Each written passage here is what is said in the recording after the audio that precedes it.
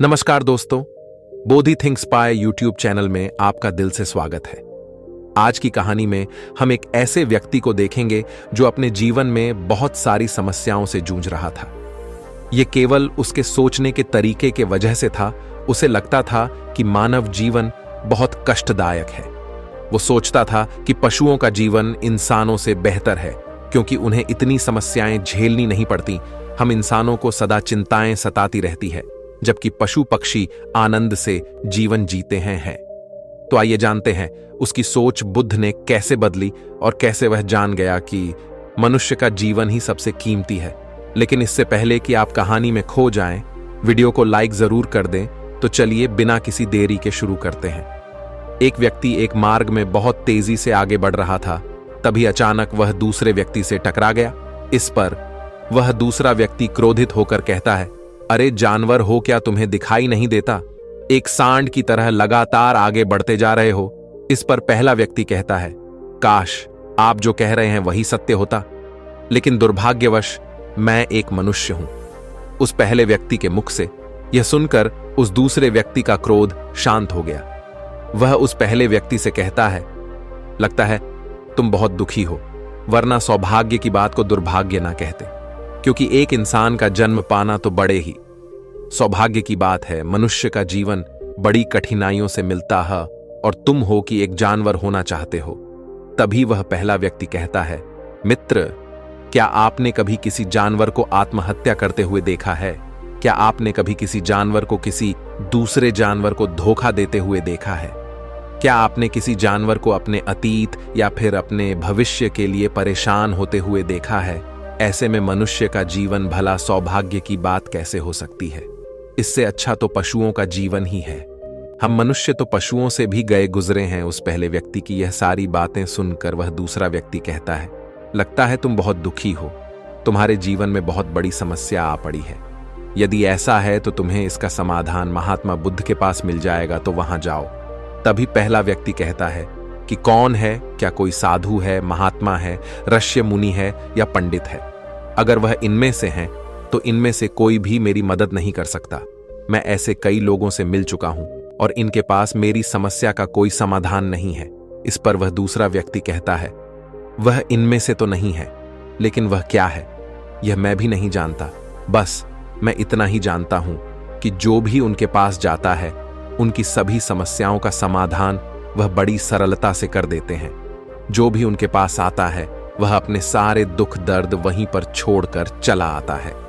उस दूसरे व्यक्ति की बात सुनकर पहले व्यक्ति को लगा कि उसे भी महात्मा बुद्ध से मिलना चाहिए। उसने उस दूसरे व्यक्ति से कहा, ठीक है भाई, अगर तुम कहते हो तो मैं एक बार उनसे भी मिल लेता हूं, उन्हें भी देख लेता हूं कि आखिर ऐसी क्या बात है जो लोगों की समस्याओं का समाधान बड़ी सरलता से कर देते हैं। इतना कह वह व्यक्ति अगले ही दिन महात्मा बुद्ध से मिलने के लिए निकल पड़ता है। लगातार 3 दिन की यात्रा करने के बाद आखिरकार वह महात्मा बुद्ध के पास जा पहुंचा। जब वह महात्मा बुद्ध के करीब पहुंचा तो उसने देखा कि महात्मा बुद्ध अपने सभी शिष्यों को उपदेश दे रहे थे। महात्मा बुद्ध कह रहे थे, इस पृथ्वी पर उपस्थित हर किसी का जीवन बहुत कीमती है, परंतु मनुष्य जीवन अनमोल है।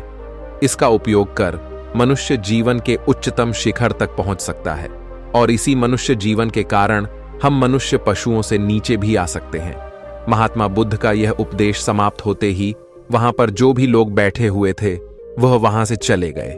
तभी वह व्यक्ति महात्मा बुद्ध के करीब पहुंचा और वह महात्मा बुद्ध को प्रणाम करके कहता है, हे बुद्ध, आप कहते हैं कि हम मनुष्य का जीवन अनमोल है।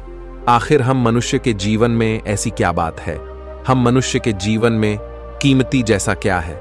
हम चिंता करते हैं, परेशान रहते हैं, हम अपने भविष्य के लिए हमेशा चिंतित रहते। ऐसे ही हजारों प्रकार की समस्याएं हम मनुष्य के जीवन में चलती रहती हैं। लेकिन आप क्या जाने, आप तो एक साधु हैं। आपने तो ये सारी चीजें त्याग दी हैं और इसीलिए शायद आप यह सारी बातें बड़ी आसानी से कह सकते हैं। मुझे तो यही लगता है कि मनुष्य का जीवन बहुत ही कठिन है, हमें इसे समाप्त कर लेना चाहिए।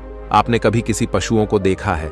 न तो वह चिंता करते हैं, ना ही उन्हें किसी तरह की तकलीफ होती है, ना ही वह कोई परेशानी में रहते हैं। वह तो अपना जीवन मौज मस्ती में जीते हैं, ना ही उन्हें अपने भूतकाल की चिंता होती है और ना ही भविष्य की। ना ही वह किसी को धोखा देते हैं और ना ही किसी से शिकायत करते हैं। वह तो बस अपना जीवन जीते रहते हैं। और वहीं पर दूसरी तरफ हम मनुष्य का जीवन ठीक इसका उल्टा है। मुझे तो यही लगता है कि मनुष्य का जीवन पशु के जीवन से भी बदतर है। मनुष्य जीवन एक श्राप है जो हमें मिला है। ऐसे में आपको मनुष्य जीवन में ऐसी क्या विशेषताएं नजर आती हैं जो आप लोगों को झूठ बताते रहते हैं कि हम मनुष्य का जीवन बहुत कीमती है, बहुत मूल्यवान है। इस दौरान महात्मा बुद्ध उस व्यक्ति की सारी बातें ध्यानपूर्वक सुन रहे थे और वह उसकी मनोदशा को समझ रहे थे। आखिर में महात्मा बुद्ध मुस्कुराते हुए उस व्यक्ति से कहते हैं, भंते तुम अपने जीवन के संघर्षों से भाग रहे हो। यदि तुम संघर्ष करोगे ही नहीं तो जीवन सफल कैसे बनेगा? और जब हम संघर्षों से भागते हैं तो हमारा जीवन दूसरों के अधीन हो जाता है और फिर हमें दूसरों के अनुसार ही चलना पड़ता है। इसलिए हमें अपने जीवन के लिए संघर्ष तो करना ही पड़ता है। महात्मा बुद्ध के मुख से यह सुनकर वह व्यक्ति बहुत अचरज में पड़ गया। उसने तुरंत ही महात्मा बुद्ध को प्रणाम किया, उनके चरणों में जा गिरा और उनसे कहने लगा, हे बुद्ध, आपको कैसे पता चला कि मैं अपने जीवन में संघर्षों से भाग रहा हूं, उनसे बचना चाहता हूं? मेरे जीवन में जब भी कोई समस्या खड़ी होती है तो मैं उसका सामना नहीं कर पाता, बल्कि मैं उसे छोड़कर भाग जाना चाहता हूं। आगे महात्मा बुद्ध उस व्यक्ति से कहते हैं, तुम्हें लगता है कि पशुओं का जीवन हमसे लाख गुना अच्छा है, क्योंकि वह अपना जीवन खुद समाप्त नहीं कर सकते, क्योंकि वह किसी को धोखा नहीं देते और ना ही आने वाले भविष्य की चिंता करते हैं। इसका मतलब यह तो नहीं कि पशुओं के जीवन में कोई संघर्ष नहीं है। पशुओं के जीवन में तो जन्म से लेकर मृत्यु तक संघर्ष ही होता है। जब वह छोटे होते हैं तो उनकी जान को खतरा होता है। वे अपनी जान बचाने के लिए संघर्ष करते हैं। जैसे जैसे बड़े होते हैं तो उन्हें अपना पेट भरने के लिए संघर्ष करना पड़ता है। फिर चाहे उनके सामने कोई भी क्यों ना हो, फिर चाहे उनके सामने कितनी भी बड़ी परिस्थितियां क्यों ना हो, वे संघर्ष करने से कभी पीछे नहीं हटते। लेकिन हम मनुष्य छोटे छोटे संघर्षों से डर जाते हैं। अगर हम उन पशुओं की तरह अपने जीवन में संघर्ष करने लगे तो मनुष्य का जीवन अपने आप ही सफल हो जाएगा। इतना संघर्ष अगर एक मनुष्य अपने जीवन में कर ले तो वह जो चाहता है वह कर सकता, उसे पा सकता है। और जबकि इतना संघर्ष करने के बाद भी वह पशु अपने जीवन में कुछ भी नहीं कर पाता। भंते वास्तविकता तो यही है कि बिना संघर्ष के कोई जीवन है ही नहीं। बिना संघर्ष के हमारा जीवन चल ही नहीं सकता। फिर चाहे कोई राजा हो या भिखारी, सबके जीवन में संघर्ष तो है ही। जो भी इन परिस्थितियों के खिलाफ संघर्ष नहीं करता, फिर चाहे वह मानव हो या पशु, उसका नष्ट होना तय है। इस पर वह व्यक्ति कहता है, हे बुद्ध, क्या आप मुझे कोई ऐसी चीज दे सकते हैं जिससे मेरे जीवन के सारे संघर्ष हमेशा हमेशा के लिए मुझसे दूर हो जाएं? मेरी सारी चिंताएं, सारी समस्याएं, सारी परेशानियां हमेशा हमेशा के लिए खत्म हो जाएं और मेरा जीवन हमेशा हमेशा के लिए सुखमय बन जाए। उस व्यक्ति की यह बात सुनकर महात्मा बुद्ध एक बार फिर से मुस्कुराने लगे और उस व्यक्ति से कहते हैं, भंते, मैं तुम्हें वह चीज तो नहीं दे सकता, लेकिन हां, मैं तुम्हें वहां तक पहुंचने का रास्ता जरूर बता सकता हूं। यदि तुम वहां तक पहुंचने का संघर्ष कर लो तो तुम वहां तक पहुंच ही जाओगे और तुम्हें वह चीज मिल जाएगी। लेकिन मेरी एक बात और याद रखन कि इसका अर्थ यह भी नहीं है कि इसके बाद से तुम्हारे जीवन में परेशानियां या फिर समस्याएं आनी बंद हो जाएंगी। तुम्हारे जीवन में परेशानियां और समस्याएं तो आती ही रहेंगी, लेकिन उनका प्रभाव तुम पर बहुत कम हो जाएगा।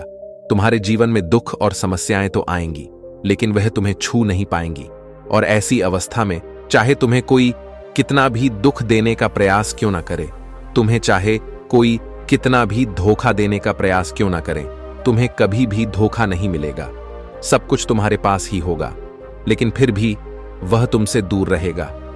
महात्मा बुद्ध की यह बात सुनकर व्यक्ति महात्मा बुद्ध के सामने दोनों हाथ जोड़कर महात्मा बुद्ध से कहता है, हे बुद्ध, बताइए वह चीज क्या है और मुझे कहां मिलेगी? मैं उस चीज को पाने के लिए कुछ भी कर सकता हूं। मैं अपना पूरा प्रयास लगा दूंगा, लेकिन उस चीज को हासिल करके ही दम लूंगा। इस पर महात्मा बुद्ध ने उस व्यक्ति से कहा, सोच लो भंते, एक बार यदि तुमने रास्ता शुरू कर दिया तो तुम्हें उस रास्ते पर चलते ही रहना होगा जब तक कि तुम अपनी मंजिल को पाने ही लेते, और यह रास्ता अत्यंत संघर्षों से भरा होगा। क्या तुम अपनी मंजिल तक पहुंच पाओगे? इस पर व्यक्ति कहता है, आप मुझे वह मार्ग बताइए, मैं उस पर चलूंगा। मैं अपनी अंतिम सांस तक संघर्ष करूंगा, लेकिन उस चीज को हासिल करके ही दम लूंगा। इस पर महात्मा बुद्ध कहते हैं, सुनो, उस चीज का नाम है शांति, जो तुम्हारे मन के भीतर गहराइयों में है। जैसे यह समुद्र की लहरें ऊपर से तो बड़ी तीव्र नजर आती हैं और उछाल मारती हैं, जिन्हें देखकर हमारा मन घबरा जाता है, परंतु ठीक इसी के विपरीत उसकी गहराई में वह बहुत ही शांत होता है। और ठीक इसी प्रकार हमारे मन की गहराइयों में भी वह शांति छिपी हुई है। तुम्हें अपने मन की गहराइयों में उस शांति को खोजना होगा, उस शांति के लिए संघर्ष करना होगा। और अगर तुम रास्ते से नहीं भटके तो जैसा मैंने तुम्हें कहा है वह सब तुम्हें मिलेगा जो तुम चाहते हो। महात्मा बुद्ध के मुख से यह सुनकर वह व्यक्ति कहता है, हे तथागत, मैंने तो सोचा था कि आप मुझे कोई ऐसी वस्तु बताएंगे जिसे मैं किसी भी हालत में खोज लूंगा और उसके बाद मेरा जीवन सुखमय बन जाएगा। इस दुनिया में ऐसी कोई चीज जिसे खोजा नहीं गया, उसे तो खोजा जा सकता है, लेकिन मैं अपने मन के भीतर कैसे जा सकता हूं? वहां भला कौन सा मार्ग जाता है? वहां भला ऐसी कौन सी सवारी जाती है जिस मार्ग पर मैं चलकर या फिर उस सवारी के द्वारा वहां तक पहुंच सकता हूं? इस पर महात्मा बुद्ध मुस्कुराने लगे और उस व्यक्ति से कहते हैं, भंते, वहां पर कोई सवारी नहीं जाती और ना ही वहां पर मनुष्य पैदल जा सकता है। फिर भी वह एक मार्ग है और उस मार्ग पर चलना ही पड़ता है। इस पर वह व्यक्ति कहता है, हे बुद्ध, तो आप मुझे बताइए, मैं उस मार्ग पर चलकर कैसे अपने मन के भीतर की उस शांति को खोज सकता हूं? इस पर महात्मा बुद्ध ने कहा, इस दुनिया में सबसे शक्तिशाली क्या है? इसका जवाब देते हुए वह व्यक्ति कहता है, हे बुद्ध, इस दुनिया में सबसे शक्तिशाली चक्रवर्ती सम्राट है, जिसके पास असीम शक्ति है, जिसके पास सब कुछ है, उसके पास किसी चीज की कोई कमी नहीं। इसके जवाब में महात्मा बुद्ध कहते हैं, नहीं, इस दुनिया में सबसे शक्तिशाली चीज है इच्छा, और यही इच्छा इस दुनिया को चला रही है। जो कोई भी कुछ भी कर रहा है वह उसकी इच्छा का ही परिणाम है, उसका कर्म है। सब कुछ उसकी इच्छा के अनुसार ही चल रहा है। जहां तक बात है एक चक्रवर्ती सम्राट की, तो एक इच्छा एक चक्रवर्ती सम्राट को भी धूल में मिटा सकती है, और वहीं पर उसी के विपरीत एक इच्छा एक आम इंसान को भी एक चक्रवर्ती सम्राट बनाने में सक्षम है। इस दुनिया में जो कोई भी है, जहां कहीं भी है, जिस किसी भी परिस्थिति में है, वह उसकी इच्छा के अनुसार ही है, वह उसकी इच्छा का परिणाम ही है। अपनी इच्छा के बल पर मनुष्य इस जीवन में कुछ भी कर सकता है, लेकिन एक वास्तविकता यह भी है कि मनुष्य अपनी इच्छा पर नियंत्रण नहीं कर पाता, जिस कारण उसके जीवन में वह सब भी घटित होता रहता है जिसकी वह चाहत नहीं रखता। हमारे मन की बुरी इच्छाएं हमारी तरफ बुरी चीजों को खींचती हैं, इसलिए इच्छा बहुत सोच समझ कर करनी चाहिए। हमें अपने जीवन में क्या चाहिए, यह केवल हम अपनी इच्छा से ही निर्धारित कर सकते हैं। इस पर वह व्यक्ति कहता है, हे बुद्ध, तो क्या मैं अगर यह इच्छा करूं कि मुझे अपने मन की भीतर की शांति मिल जाए, तो क्या वह मुझे मिल जाएगी? तभी महात्मा बुद्ध कहते हैं, भंते, इस दुनिया में सबसे शक्तिशाली इच्छा अवश्य ही है, परंतु फिर भी मनुष्य न जाने अपने जीवन में तरह तरह की इच्छाएं पालता है, लेकिन वह सारी इच्छाएं उसकी पूर्ण नहीं हो पाती। जानते हो क्यों? क्योंकि उस इच्छा को पूरा करने के लिए एक और चीज की आवश्यकता पड़ती है, और वह एक चीज की कमी मनुष्य के जीवन में हमेशा बनी रहती है। क्या तुम उसके बारे में जानते हो? इस पर वह व्यक्ति कहता है, नहीं बुद्ध, मैं नहीं जानता वह क्या चीज है। तभी महात्मा बुद्ध कहते हैं, भंते, संकल्प के बिना इच्छा व्यर्थ है। संकल्प के बिना तुम चाहे कितनी भी बड़ी इच्छा क्यों ना कर लो, लेकिन वह कभी पूरी नहीं हो सकती। संकल्प जितना मजबूत होगा, तुम्हारी इच्छा भी पूरी होने की संभावना उतनी ही अधिक होगी, और संकल्प जितना कमजोर होगा, तुम्हारी इच्छा भी उतनी ही कमजोर होगी। इस पर वह व्यक्ति महात्मा बुद्ध से कहता है, हे बुद्ध, तो इसका अर्थ यह हुआ कि यदि मुझे शांति पाने की इच्छा है और मैं इसे पाने के लिए दृढ़ संकल्प करूं, तो क्या मुझे वह शांति मिल जाएगी? तभी महात्मा बुद्ध कहते हैं, भंते, संकल्प भले ही इच्छा को शक्ति प्रदान करता है, परंतु इच्छा और दृढ़ संकल्प होने के बाद भी व्यक्ति अपने मंजिल तक पहुंच नहीं पाता, क्योंकि वह राह में भटक जाता है और फिर थक हार कर वह अपने संकल्प को त्याग देता है और अपनी इच्छाओं को छोड़ देता है। क्या तुम जानते हो ऐसा क्यों होता है? इस पर वह व्यक्ति कहता है, हे बुद्ध, मुझे नहीं पता।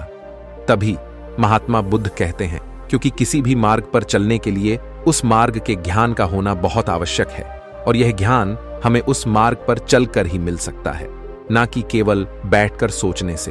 और जब हम उस मार्ग पर चलते हैं तो हमें छोटी मोटी दिक्कतें, समस्याएं, परेशानियां आती ही रहती हैं, और हम उन छोटी छोटी समस्याओं में फंस कर रह जाते हैं और हमारा संकल्प टूट जाता है।